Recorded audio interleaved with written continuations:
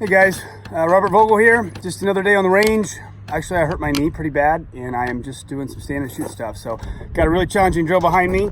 I'm starting with my gun here, empty, on the table, and I've got a popper downrange that activates a partial swinger that's 25 yards. I got another target that's 35 yards. Start with my hands behind my head, fingers interlaced, pick the gun up, load the gun, hit the popper at 25, get two on the open one at 35, and get two shots on the partial swinger at 25. I'm gonna do it under 4 seconds. Ready?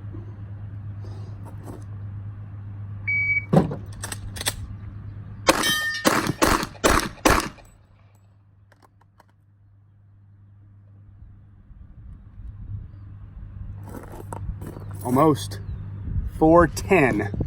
A little sloppy, picking it up. That was where I lost a little bit of my time. Should be a little closer, but yep. Popper,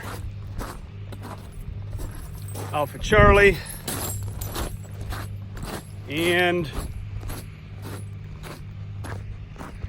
2 Alpha 35 yards. Not too bad. First take.